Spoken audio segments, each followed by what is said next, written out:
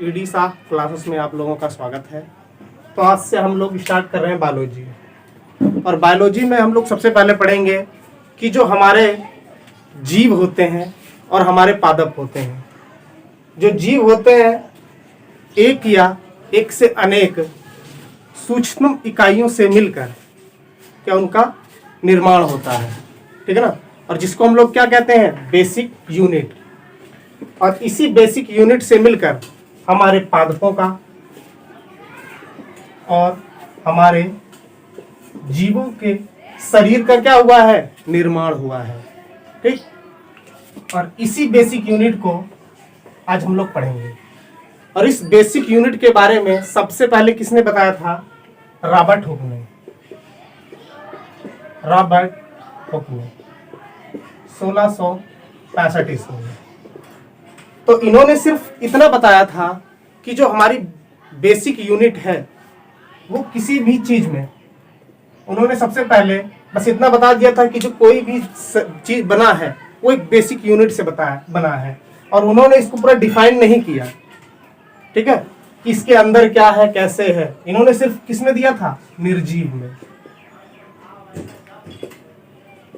निर्जीव, ठीक है। तो इसी बेसिक यूनिट को हम लोग पढ़ेंगे। तो इन्होंने जैसे बताया कि एग्जाम्पल तौर पे लिया जाए कि हमारे भवन का जब हम लोग निर्माण करते हैं, उस भवन के निर्माण में सबसे जो बेसिक यूनिट होती है वो क्या होती है, ईंट होती है। जैसे एक ईंट दूसरी ईंट से मिलकर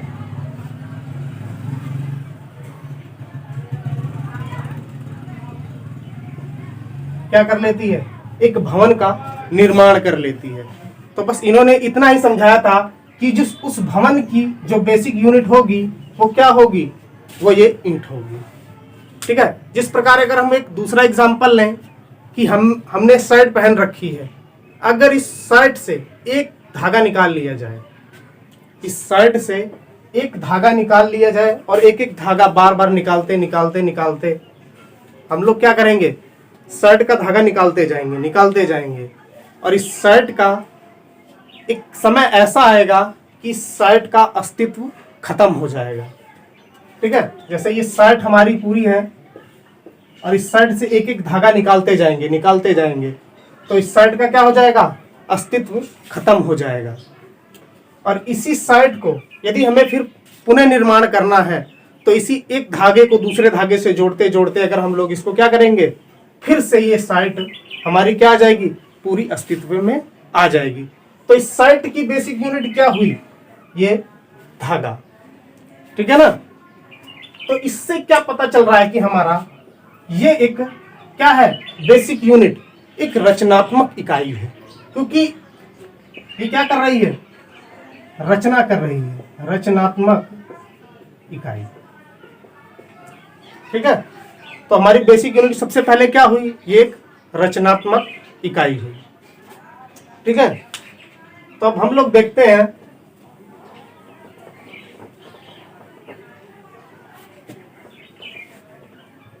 कि आप क्या करो, अपने शरीर को, हमारा शरीर है, आप अपने शरीर को अलग अलग अंगों में तोड़ते चले जाओ। जैसे हमारा शरीर है, ठीक है। तो शरीर को एक सिर्फ आभासी रूप में तोड़िए। आपका सबसे पहले क्या तोड़ोगे अपने शरीर में, कि जो हमारे सिस्टम काम कर रहे हैं, जैसे ब्लड सर्कुलेशन सिस्टम है, उसके बाद श्वसन तंत्र का सिस्टम है, रिस्पिरेटरी सिस्टम, ठीक है। उसके बाद हम लोग जैसे पाचन सिस्टम है, हमारा डाइजेशन सिस्टम। तो सबसे पहले उसको हम उसी में तोड़ेंगे। तो शरीर से सबसे पहले क्या टूटेगा, इसमें ये टूटेगा आपका अंग तंत्र में, ठीक है। तो अंग तंत्र जब हमारा टूट जाएगा, जिसमें कई चीजें मिलकर काम करती हैं, ठीक है। जैसे हमारा पाचन तंत्र हो गया, उसमें हमारा दांत भी वर्क करेगा और उसमें हमारी जीभ भी वर्क करेगी। जीभ के बाद हमारी ग्रासनली भी काम करेगी, फिर अमाशय भी काम करेगा, अग्नाशय भी काम करेगा, छोटी आंत काम करेगी, बड़ी आंत काम करेगी। तो ये क्या होगा, ये अंग तंत्र में होगा। लेकिन जब हम अंग तंत्र के अंदर जाएंगे तो वो किस में टूटेगा, कि जैसे हमारा क्या हो गया, दांत, जीभ। तो सबसे पहले हम लोग इसको फिर अंग तंत्र के बाद किस में तोड़ेंगे, इसको हम लोग अंग में तोड़ लेंगे, तो जैसे ही हम लोग इसको अंग में तोड़ेंगे, जब हम लोग इसको अंग में तोड़ेंगे, तो आप एक अंग का एग्जाम्पल ले लो, एक अंग का एग्जाम्पल ले लो, जैसे जीभ। ठीक है, अब हम लोग अगर इस अंग का एक एग्जाम्पल लेते हैं, इस अंग का एग्जाम्पल लेते हैं, जीभ थोड़ी सी,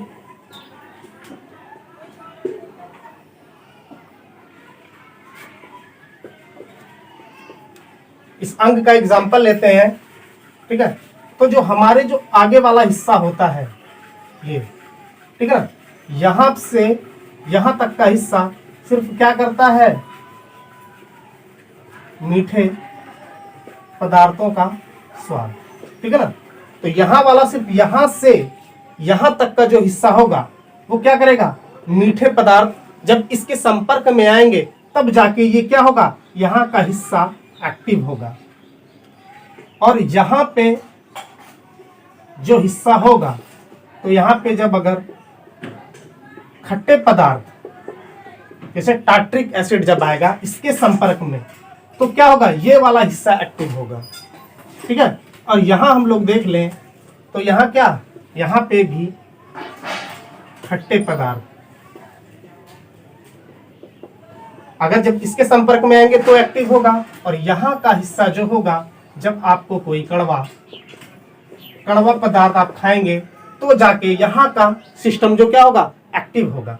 तो इससे हम लोग को क्या पता चला कि यहाँ से यहाँ तक कुछ ना कुछ तो एक सेम है, कुछ ना कुछ तो एक ही प्रकार की चीजें हैं।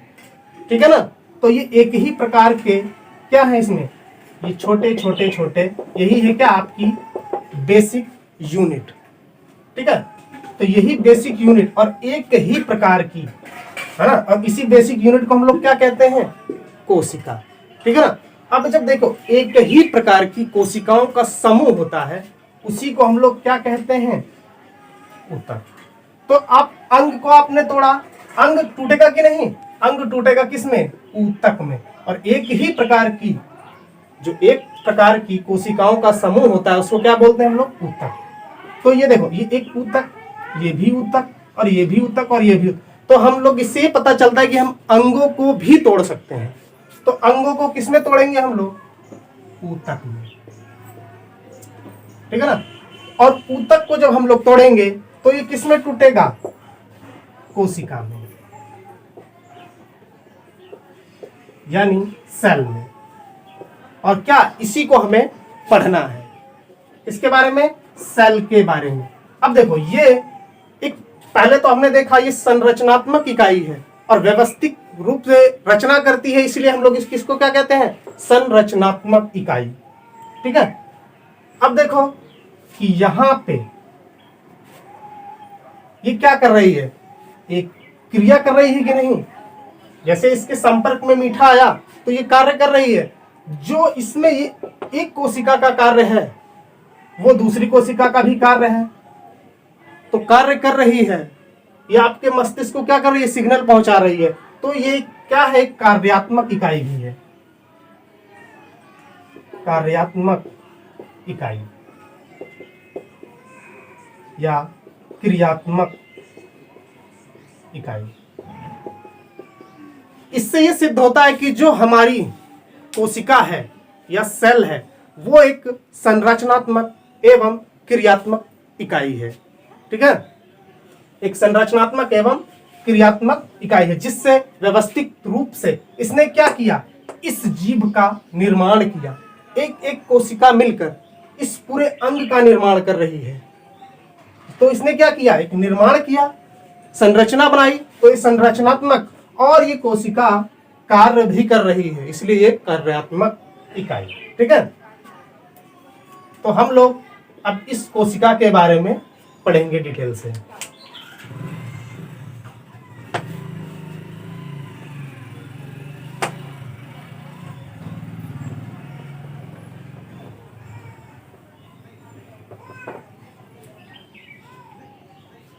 तो देखिए, कोशिका, देखिए कोशिका होती है दो प्रकार की। ठीक है। कोशिका होती है दो प्रकार की, थोड़ा बड़ा लिखते हैं।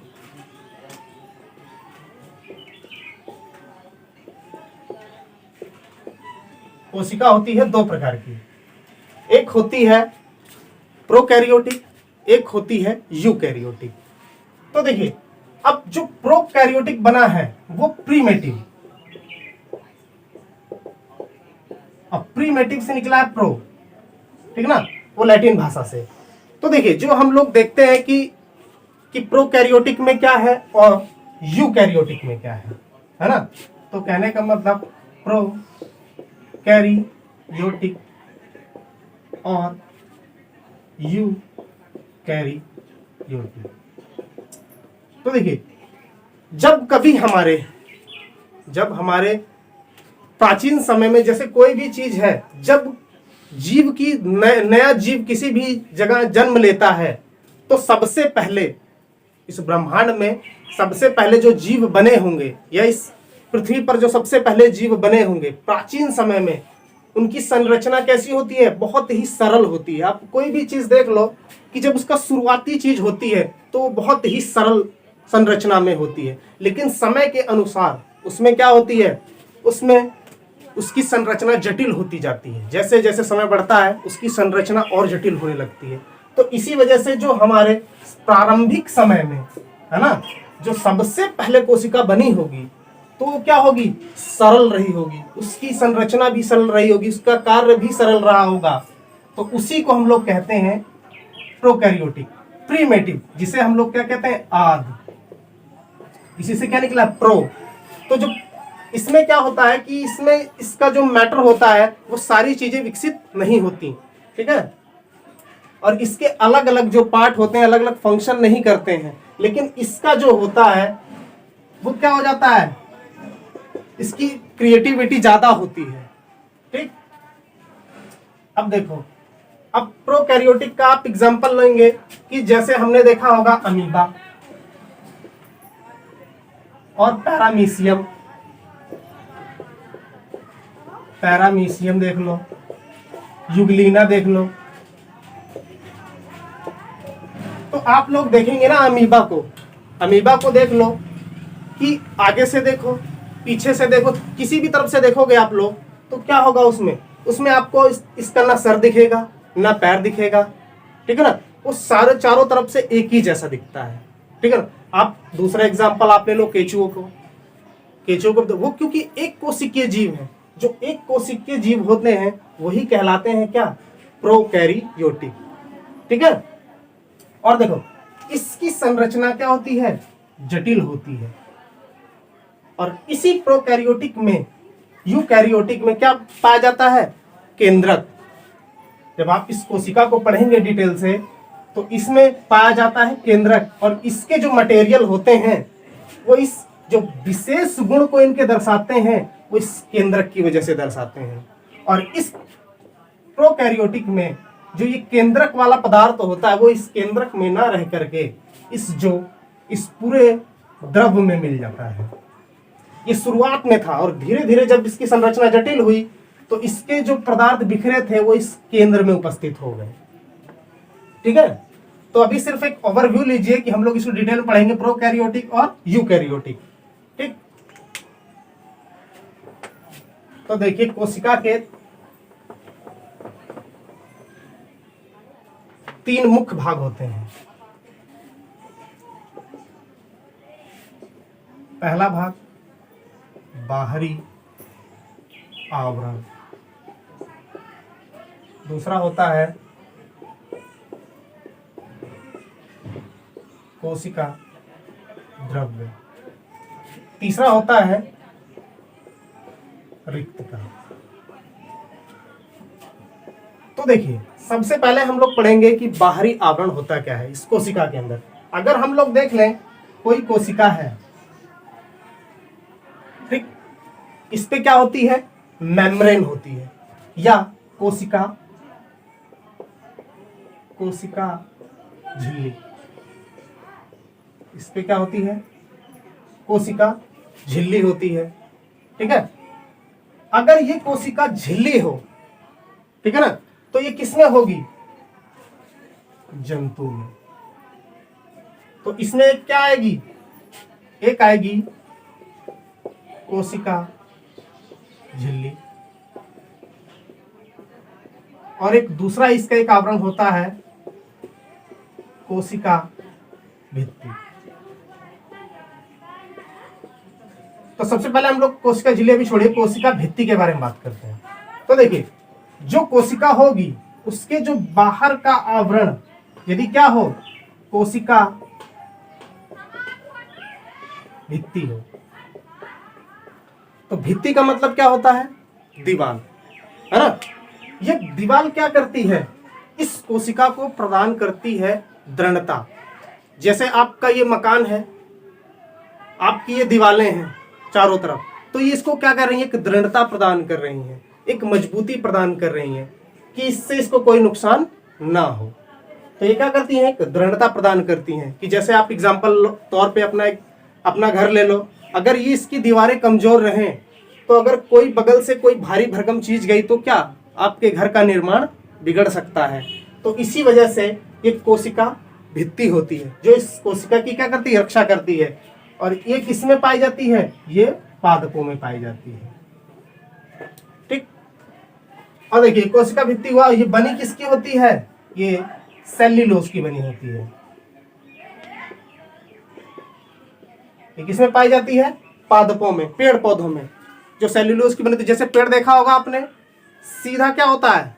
खड़ा होता है, ना वो झुक सकता है, ना वो क्या करता है? मुड़ सकता है। तो एक कैसा कठोर भाग होता है ये। अगर मान लो ये किस में पाई जाती? अगर जीव वाले में पाई जाती तो अपने आप को हिला डुला नहीं सकता। अगर ये चीज किसमें मिल जाए? जीव जंतु वालों में, तो वो क्या हो जाएगा? एक कठोर भाग हो जाएगा उनका। तो इसीलिए ये कोशिका भित्ति सिर्फ पादपों में पाई जाती है, ठीक है। अब बात करते हैं कोशिका झिल्ली की, ठीक है। और ये कोशिका जो झिल्ली होती है, ये भी कोशिका के इस बाहरी आवरण पे ही होती है। और ये तो आपको मिल गई पादपों में, लेकिन ये कोशिका झिल्ली जो होती है किसमें होती है? जंतुओं में। और इस कोशिका झिल्ली का कार्य क्या होता है कि किसको अंदर आना है, किसको अंदर आने देना है। जैसे कोई भी पदार्थ आया, ये झिल्ली इसका क्या करती है? विरोध करती है कि कोई विषैली चीज इसके अंदर ना प्रवेश कर जाए, ठीक है। तो किसको अंदर आने देना है और किसको बाहर जाने देना है, इस झिल्ली का ये कार्य है, ठीक है ना। कि जैसे हम लोग हमारे शरीर में बहुत से हम लोग पदार्थ खाते हैं, तो इसका क्या बनता है? टॉक्सिन्स बनते हैं, विषैले पदार्थ बनते हैं, कि वो इस कोशिका के अंदर ना प्रवेश कर पाए। इसलिए ये क्या करती है? एक रक्षा का आवरण तैयार करती है कि किसी भी विषैले पदार्थ को शरीर के अंदर नहीं जाने देती, ठीक है। तो देखिए, इसका हम लोग पढ़ते हैं फिर कोशिका द्रव्य वाला भाग। तो ये कहाँ होता है? इस कोशिका के अंदर। इसको हम लोग डिटेल में पढ़ेंगे, अभी सिर्फ एक ओवरव्यू ले रहे हैं, आपको बता दें कि सारी चीजें हमें पढ़ना क्या है, एक एक करके फिर इसको फिर हम लोग डिटेल में पढ़ेंगे। तो ये क्या है? कोशिका द्रव्य है, ठीक है। तो इसमें क्या होता है? दो पार्ट पाए जाते हैं। तो इसके दो पार्ट होते हैं, कोशिका द्रव्य। तो इसमें हमें सबसे पहले पढ़ना है, इसको कहेंगे प्रोटोप्लाज्म। प्रोटोप्लाज्म। तो इसको क्या कहेंगे? कोशिकांग। कोशिकांग, इसको कहते हैं साइटोप्लाज्म। और इसी कोशिका द्रव्य का दूसरा भाग होता है केंद्रक, ठीक है। अब देखिए, कोशिकांग क्या होते हैं? जो हमारे कोशिका के अंदर, है ना, कोशिका के अंदर, इसको भी दो भागों में हम लोग तोड़ते हैं, दो भागों में। एक होता है सक्रिय,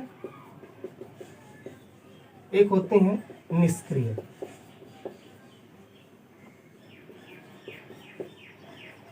निष्क्रिय। तो देखिए, जो सक्रिय वाला भाग है, इस कोशिकांग के अंदर जो वर्क कर रहे हैं, जैसे माइटोकॉन्ड्रिया हो गया, गल्जी काय हो गया, लाइसोसोम्स हो गया, ठीक है ना, राइबोसोम्स हो गए, तो वो इसके अंदर जो सक्रिय, जो भाग ले रहे हैं, है ना। और कुछ ऐसे पदार्थ भी होते हैं जो निष्क्रिय वाली बात कह रहा हूं मैं, कि जब कोई कोई कोशिका मर जाती है तो सबसे पहले इनकी डेड बॉडी कहाँ, इसी कोशिका में पड़ी रहती है, ठीक है ना।